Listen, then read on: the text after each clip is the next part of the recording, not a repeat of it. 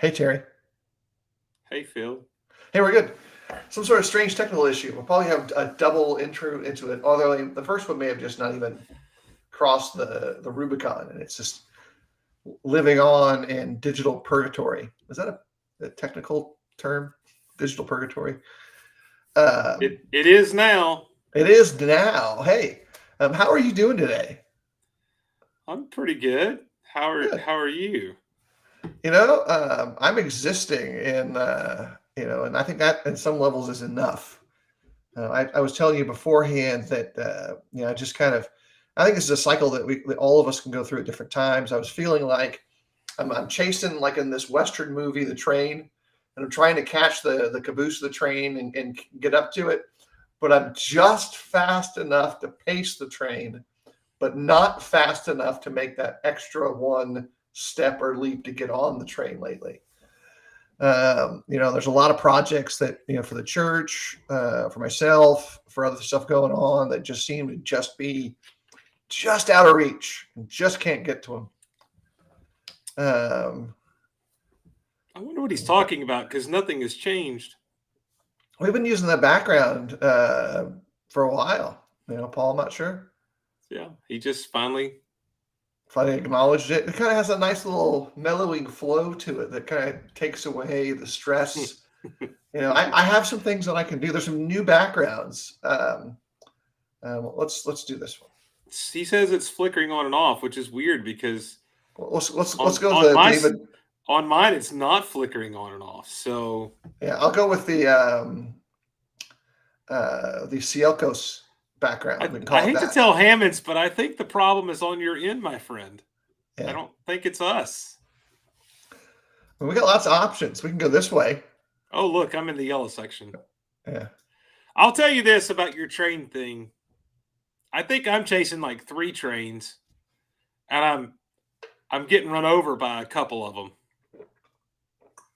So I think that's what happens.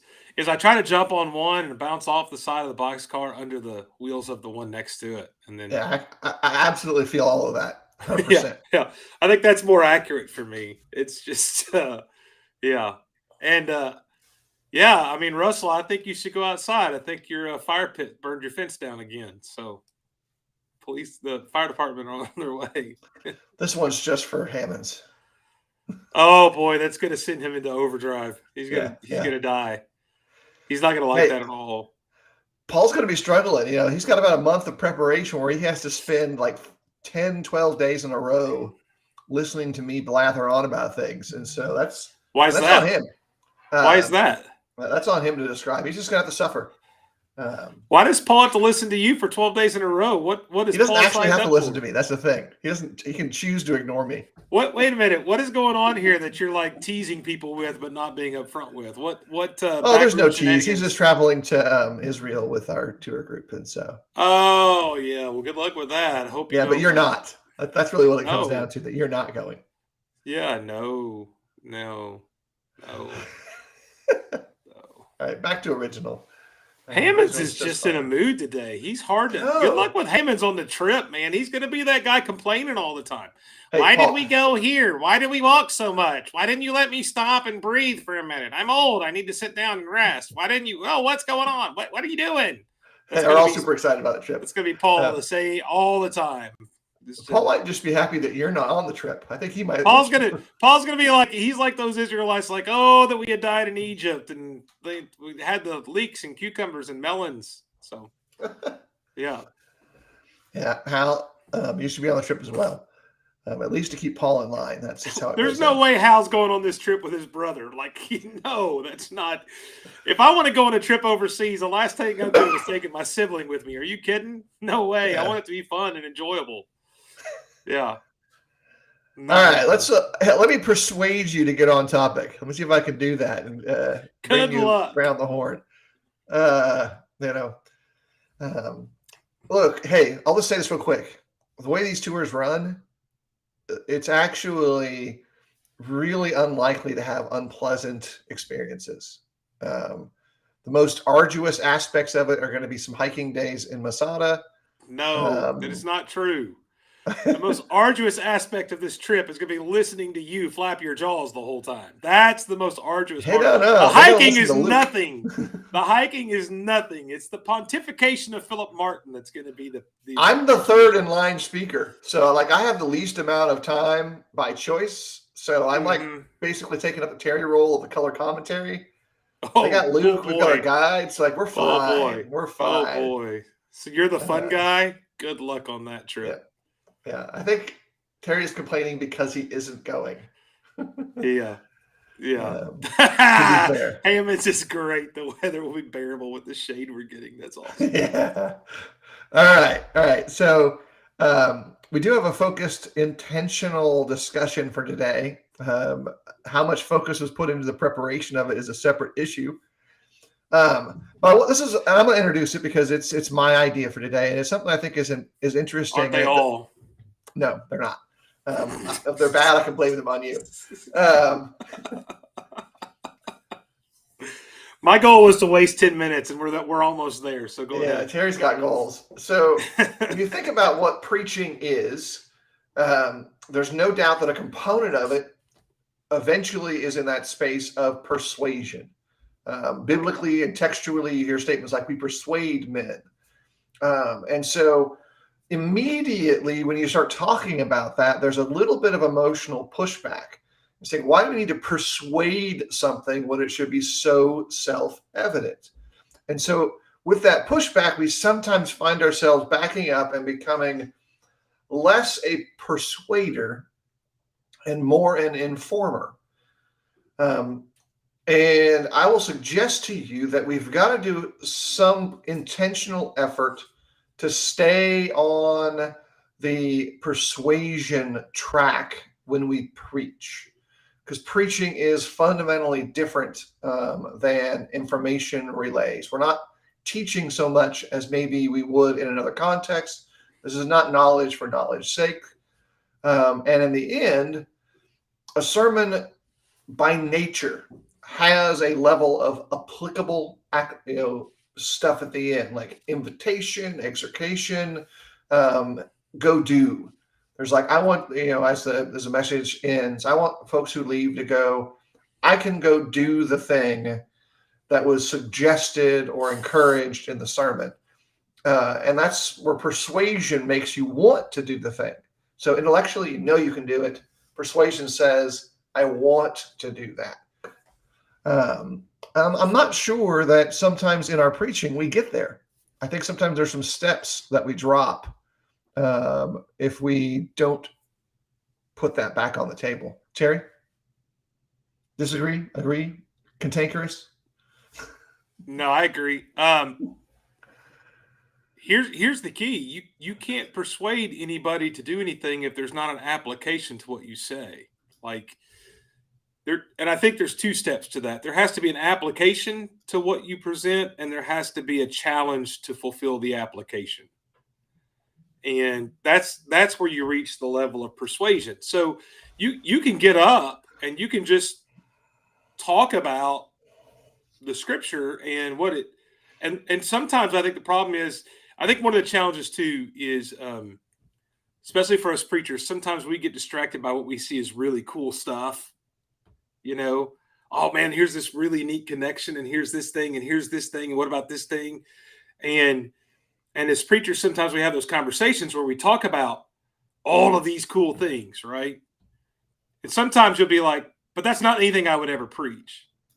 And the reason for that is those things can become a distraction where like all you get up is say all this cool stuff, and you sit down and you may have said a lot of cool stuff, but none of it has made a difference in anybody. Yeah. At all. And that's not persuasion. That's just presentation. Gets to what you're talking about. Right. And so when we refine this idea of persuasion a little bit more narrowly, like what are we doing when we're persuading someone?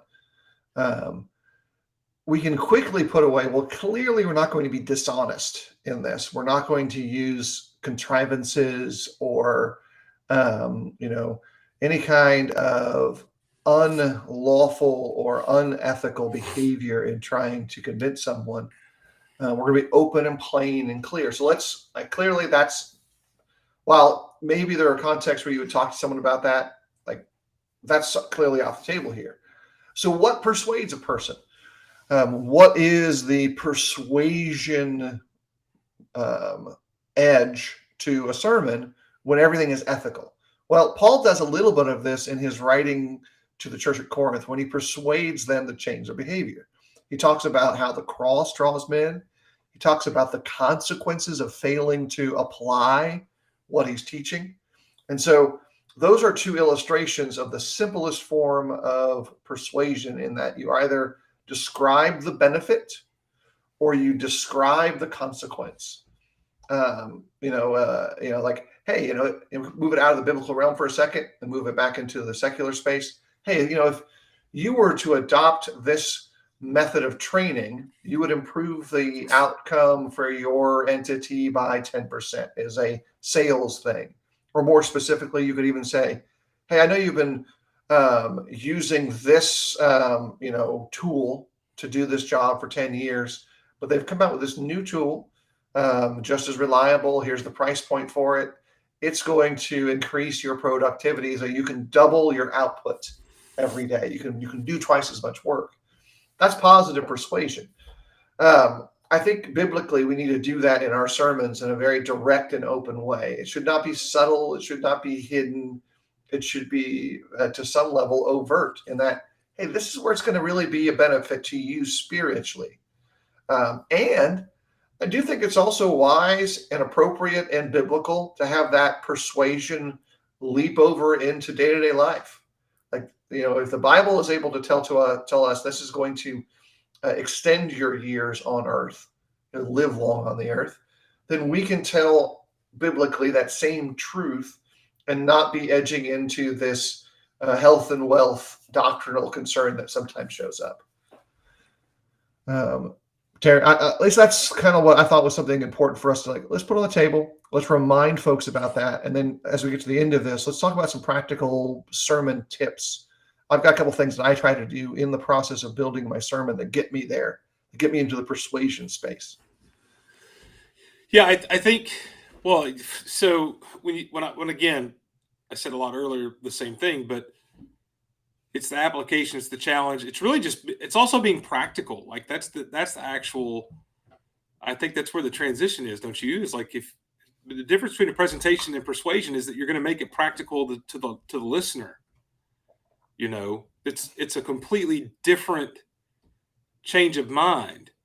And there's ways to make that happen, but you've got to, I think that's where preaching is really, that's where the core value of preaching is found, is when you can take this message and make the practical applications and persuade people to actually follow those practical applications.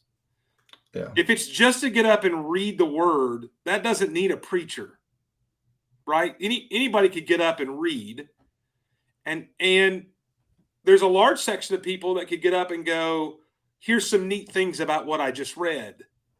Where what a preacher's supposed to be able to do is to take this section, not just go, here's some neat stuff I found that I like, but to take the section and go, here's why this section should change your life. And here's what you do to allow that to happen. Right. That's the change between those two different realms of things in that sense. So I think maybe a year ago, I described one of the processes that I've used over the years in developing how my sermon should be understood. And that's the production of an everyman. This is kind of what the visiting audience, the local audience kind of situates in demographically, experience, family, all that stuff. You kind of make this flat Stanley, if you will, that's going to be hearing your sermon. Well, that's part of it, but there's also those classic literary interrogatives: what, where, when, why, how. The first part of your sermon is in part your what and your why. What are we trying to accomplish? What's the goal? Why should a person, really value this what? Like, why is it important? Well, that intersects with the two of the other ones, which is the how and the when. How do I understand the why to reach the what, and when should I implement this.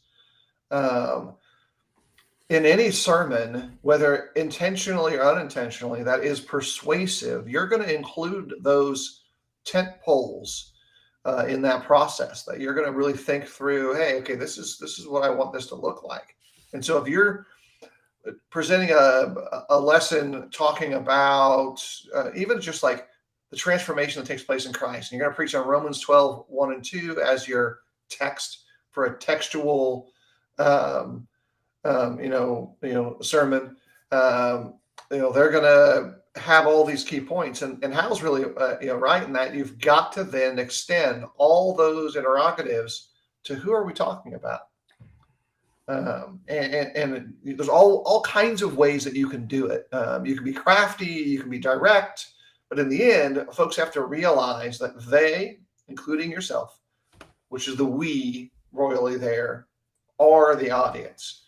And getting there is part of that persuasive process to get someone to change a hard line thing that they have from their background, their culture, their experience, or their convictions to be more in line with what God is teaching. In the sales community too, there's this idea of closing the sale, right? So you go, if you're selling somebody something, you can try to persuade them. Let's take Cutco knives. I mean, we've all probably you've all had some teenager call you and want to show you Cutco knives, right? And I have a block of Cutco knives that, long story, got burnt and we need to get fixed. But fantastic product. Kid comes in, he cuts the penny with the scissors. He does all this stuff that's really cool. At some point, though, after he's convinced you of the lifetime sharpening and how great the Cutco knife is, he has to say, do you want to buy Cutco knives? Like, you have to close the sale. And I think that's one part of the persuasion that we sometimes forget. And that's kind of the reason I bring that up is the how with the who. That's kind of the last step, because the who is the audience. Like, what is this saying? Why is that important? How do I apply that? When do I apply that? Now, who applies that? You do. You apply this.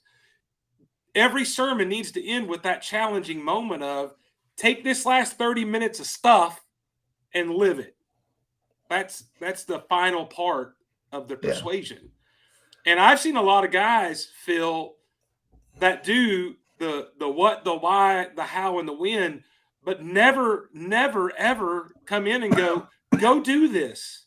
And you can do that sometimes by saying, and you probably done this, I've done this. Here's my challenge to you this week. I want you to do X. I want you to do this week. Yeah. Do it. And usually for me, that's like the one, hey, this is the one thing to do this week. One great thing to reach out and accomplish this week. I tend to try to find a singular action that anybody in the audience can do. Because the audience is going to have everywhere. And our audience goes from, little children all the way up to folks nearing their 90th birthday. And so I want to make sure that everyone is like, this is something we can all do. Like, and here it is. Here's that one thing. And by the way, you talked about your everyman. To your point about your audience, your everyman in Cookeville is not the same everyman in Noonan. Oh, it's absolutely different people. Yeah, when we talk about we talk about the everyman, make sure you realize your everyman is going to change. Yeah. Your everyman is, and it may change. My everyman in Chelsea is technically not the same everyman in 2022 that it was in 2018 when I moved here. Oh yeah. Mm-hmm. You have to constantly be reevaluating as you prepare this stuff. Who are you talking to? What will they hear? Right? That goes into this planning to be persuasive. Sorry. Yeah. Paul just goes and posts chunks of scripture. Yeah. Is this one the part where we go, it means what it says and says what it means? Is that? Yeah. I think he's right. I'm not going to disagree with him in the least. And so maybe we can help out the folks that are struggling with their low quality graphics machines. Change our background back to our pro Cielcos background. But I want to make a couple quick connections I think are important. Hal talks about as a teenager not making that connection between the message was meant for him. Typically, at some point during a gospel meeting, when I'm invited to speak in a series somewhere, I will include in some capacity part of my message is designed to reach that age bracket and specifically say things like, and look, if you're a teenager, or if you're a young person, if you're someone in a home and you've been hearing about all these messages about Christ and nobody has asked you directly, specifically, that, hey, would you like to become a Christian? Like, I'm straight up just come out and say it. Oh, you're the teenager who sold Cutco? Either way, it's the same. What I just said applies in both cases, doesn't it, Terry? It's all the same stuff. No, but I do think that point is true about teenagers feeling like they're excluded. Like, people don't feel like they're the application of the message. It's always for somebody else. And any Bible text can be that way.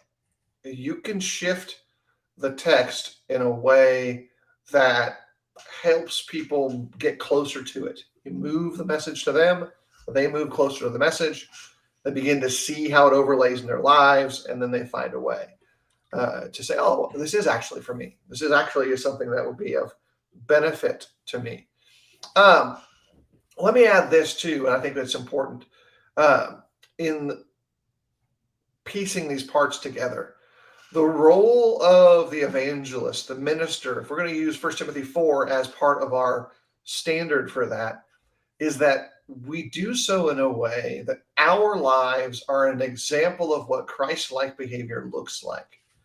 So in your messaging and in your persuasion, you got to realize that in as much as you're persuading people to follow Christ, you are unfortunately persuading people to follow you as you follow Christ. Paul admits this. He says, follow after me as I follow after Christ. We're uncomfortable with it, and I'm sure Paul was too, because we recognize that I'm the lesser of those two examples by far. Like, I really want someone just to follow Christ. But there's a period of development that reappears in life where before people see it fully in the text, they may first see it fully in you. And that's why Paul gets these admonitions to Timothy about his conduct before unbelievers, his conduct before widows, his conduct as a young man have as much important value as being accurate with the message itself. So I would say that there's a part of persuasion that you need to be cognizant of, is that you're also persuading people to trust you. And that's going to come across in the genuineness of the message, but in the fullness of your life. And that balance is there too. Like, I think that's part of this persuasion point, is that, you actually personally are part of it. I think one of the things that Paul brings up also needs to be pointed out, that just because somebody may be enjoyable to listening to or is entertaining doesn't mean they have been persuasive. And I think that's a distinction that is really important. There are a lot of people. One of the more interesting things, years ago, I went to a presentation by Dave Ramsey, and he has a warm-up act, believe it or not. And his warm-up act was one of these guys that went through this whole 5 minutes of saying things, but about 3 minutes in, you realize that while he's talking nonstop, none of it makes any sense whatsoever. And you start kind of laughing because the whole conversation, while it's entertaining, it's completely pointless. And it's one of those things that just kind of cycles from here to there to there to there, but has nothing to it. Okay. And that's entertaining, but it literally had no value at all other than just making you laugh. And it's a warm up for the whole thing, kind of making sure you're awake, getting your brain engaged. And that's the whole reason that they do it.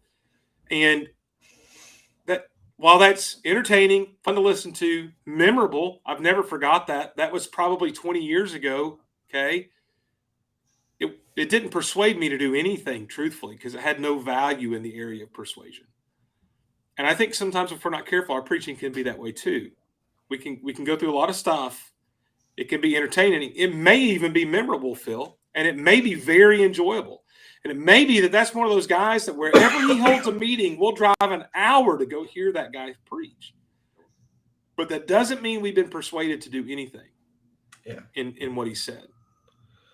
And I think if you want to talk about the kind of catching the impact of persuasion, it is found when someone applies the message, but maybe even forgets where it came from. Like they were persuaded to change in such a significant way that the change becomes permanent, that it becomes part of who they are.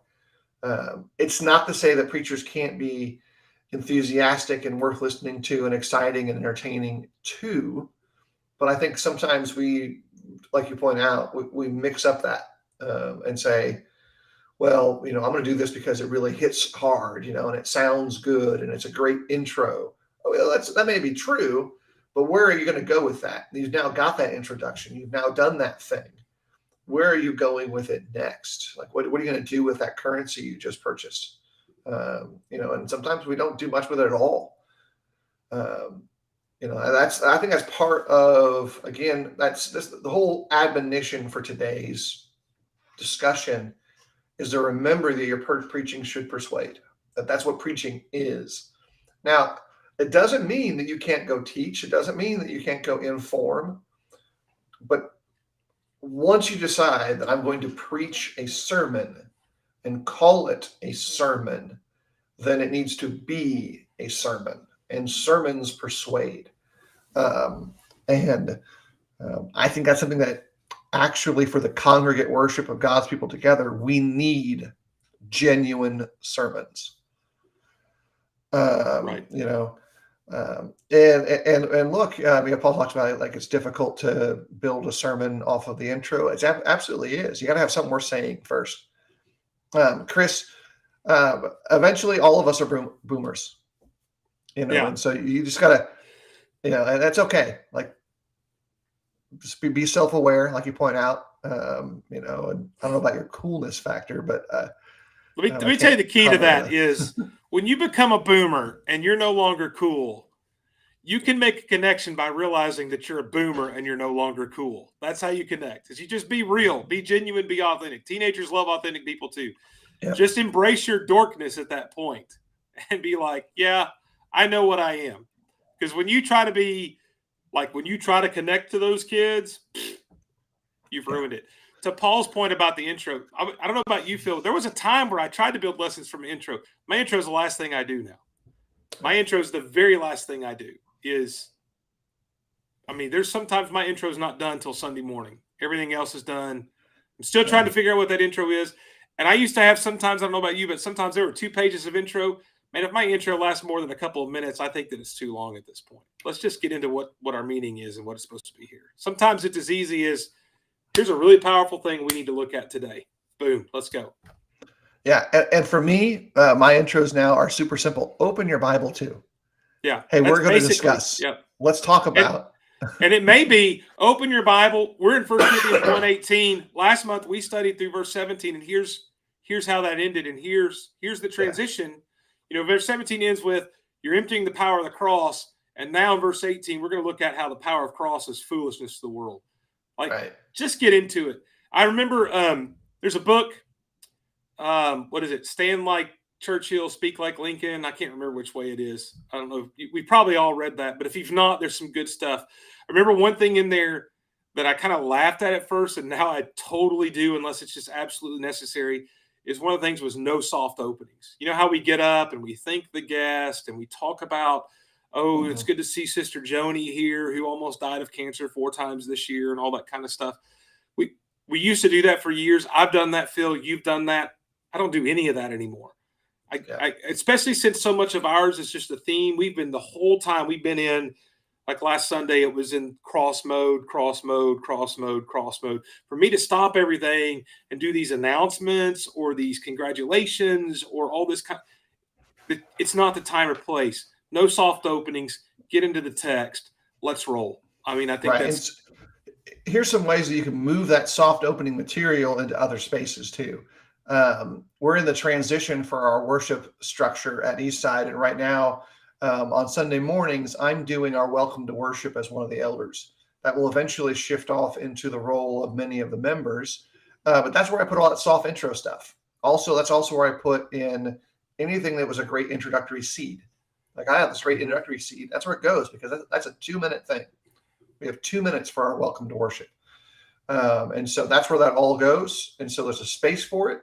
And it's the right space for it. But eventually it'll be on somebody else's palette as things kind of continue to adjust.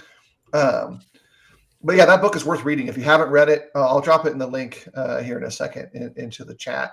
It's an excellent primer for improving, these smaller components of public speaking. Like there's every chapter has at least 1 or 2 good nuggets. And it's 1 or 2 page chapters. It's an easy read. You could break it up Yeah. in small nuggets. Another good book like that, by the way, I don't know if you ever read, was Warren Wiersbe's Elements of Preaching. Every chapter was 1 or 2 pages. Take one a day, read through it until you're done. Some good nuggets there. I mean, there's some good books like that out there. They're not expensive. They're cheap little paperbacks. Put it on your desk. Start your day out. Read 1 chapter. It's 1 or 2 pages. You're done. Think about it. Soak it. Marinate in it.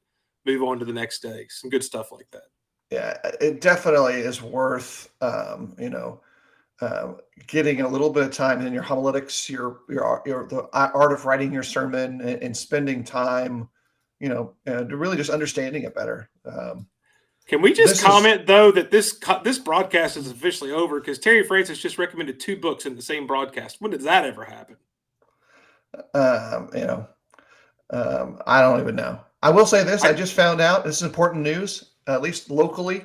Kroger is offering brisket with a coupon for $1.99 a pound. So I have no Kroger here, but I did buy the Brisket Chronicles yesterday, as I sent you a picture of that I'm reading through. Did you know, by the way, the first brisket recipe ever printed was printed in England in 1769? I did not. I see. History of brisket, baby. Yeah, it's all in a book. Terry reads books now. He reads books now. Well, I'm going to risk it for the brisket. Absolutely. All right, guys. I think just to let everyone know, we're getting close to our summer hiatus. That Terry and I have talked a couple of times. I thought we should put that out there. I think our official last episode is 3 more before we hit that.